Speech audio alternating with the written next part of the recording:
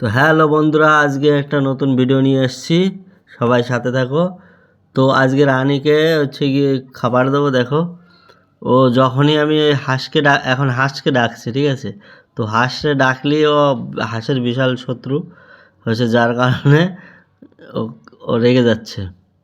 তো হাঁসকে ও ডাকছি যত ও রেগে যাচ্ছে, ওরা বলছি যে হাঁসকে দিয়ে দেবো। তো অনেকক্ষণ ওর সঙ্গে একটু মজা করছি এখন, এদিক ওদিক যাচ্ছি, একটু দেখি কি করে ও। তারপরে ফাইনালি ওকে খাবারটা দিয়ে দিচ্ছি, নাহলে ও রেগে যাচ্ছে খুব। খাবারটা না দিলে খুবই রেগে যাচ্ছে, তো খাবারটা দিয়ে দিলাম। খাবার দেওয়ার পরে খুব খাচ্ছে আর লেজ নাড়ায়। ওর আবার যদি হাঁস ডাকি, ওখানে আছে হাঁস, দেখাবো তোমাদের। তো হাঁসকে দিলে ও খুব রাগে, তো আমি একটু হাঁটাচলা করছি। তারপরে হচ্ছে ও দেখাচ্ছি এদিক ওদিকে। হ্যাঁ, তারপরে এই যে হাঁস আমাদের, তো আবার ও দেখাচ্ছে এই যে হাঁসগুলো খুব সুন্দর লাগছে। সবই যদি সাদাগুলো হতো, এইগুলো হচ্ছে চীনা হাঁস, তো দেখতে খুব সুন্দর। যদি সবই সাদা হতো আরও খুব ভালো লাগতো। এখানে 10 পিস আছে, 11 পিস আনছিলাম, একটা মারা গেছে। সেটা হচ্ছে ওই মারিছে, রানী মারিছে কুকুরে।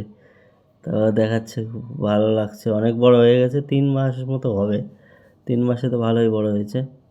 যাক, ওকে যদি ওর কথা বলি হাসে, যে ও বলছে, তাহলে ও খুব রাগে, রানী খুব রেগে যায়।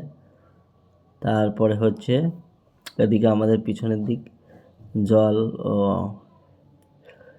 তো দেখাচ্ছে হাঁসগুলো, বলছে তো সবগুলোই যদি সাদা হয় তাহলে আরও ভালো হতো সব। তারপরে হচ্ছে কলা গাছ সব মরে গেছে, তো ভাই সেদিন কেটে দিয়েছে কলা গাছগুলো। এখানে কলা গাছ সবই মরে গেছে এখন, জল ছিল তো পুরো এখানে, আমাদের এখানে। তারপরেও আবার একটু দেখাচ্ছে ও আমাদের এই হচ্ছে লম্বু এই সরি মেহগনি গাছটা মারা গেছে। হচ্ছে সব গাছ এখানে জল ছিল না, এইগুলো দেখো কিছু হয়নি সাইড দিয়ে। অবশ্য এটা মাঝখানে ছিল, তাও এটা মারা গেছে, বুঝতে পারলাম না কী জন্য। তো এখানে এসে আবার আমার খাওয়া দাওয়া শেষ, বাবু এখানে এসে বসে আছে এখন চুপচাপ। ভাই একটু আগে চান করিয়ে দিয়েছে ওকে, তাই এখন চুপচাপ বসে আছে। তো আমাদের বাড়ির চারিপাশে জল এখনও রয়েছে, এখনও কমেনি জল। তারপরে হচ্ছে আমাদের এইখানে যে জল হয়েছিল, যে পাটকাঠি বাছা হয়েছিল, ওই জলের ভিতরে আছে, সেগুলো দেখাচ্ছে।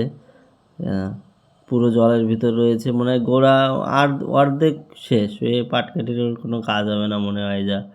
তো সবই নষ্ট হয়ে গেছে, ঠিক আছে? তা যেগুলো অল্প কিছু সব সে জল পুরোটা ছিল আর অর্ধেক, তাই যে অল্প কিছু গুছিয়ে রেখা হয়েছে, রাস্তার উপর দিয়ে রাখা হয়েছে। তো জল হলে চারিদিকে মুশকিল, তো অনেক গাছপালাও মরে যায়। কাঁঠাল, বিশেষ করে কাঁঠাল গাছ থাকলে আরও বেশি মরে। ওদের একটা তেজপাতা গাছ ছিল, ওদের পাশের বাড়ি আমাদের, তা ওদের ওই গাছটা মারা গিয়েছে। তো আমাদের কলা গাছ তো সবই শেষ হয়ে গেছে। তাই জল এখনও সামনে জল আছে, জল এখানে ওই গাছটা ফুল গাছ ছিল, ফুল গাছটাও মরে গেছে। এখানে অনেকগুলো গাছ ছিল, তাও আবার দেখাচ্ছে এখানে হচ্ছে গিয়ে ফুল গাছ লাগাবে, ঠিক আছে? বলছে যে এখানে যদি ফুল গাছ লাগানো হয় খুব সুন্দর লাগবে দেখতে। তো আমি ভাবছি দেখি ফুল গাছ তাহলে এনে দেবো নি, এখানে ফুল গাছ লাগালে তখন দেখাবো আর কি কীরকম হয়েছে। তা আমি বলছি, আমি ভাবছি ওই পিছন দিক যাই, ও আমার পিছন পিছনে আসছে। ওরে বললাম তুই চলে যা, খুব পিছন ছাড়ে না। বলছি ওখানে গিয়েছে, তো আমাদের দেখাবো। আমাদের বাড়ির পিছনে এখনও জল আছে, এই যে মাঠে এখনও জল, মনে করো হচ্ছে জল কয় মাস হবে, 2 মাস মতো এখনও, মানে কমছেই না। মানে এটা হচ্ছে বৃষ্টির জল তো, তাই এখান থেকে যাওয়ার মতো কোথাও জায়গা নেই, ঠিক আছে? তো ওই যার কারণে পুরো মাঠ এই দিকে আমাদের চাষ পুরো বন্ধ এবার মনে হচ্ছে। যা শীতকালে যে ফসলটা হয় সেটা আর হবে না।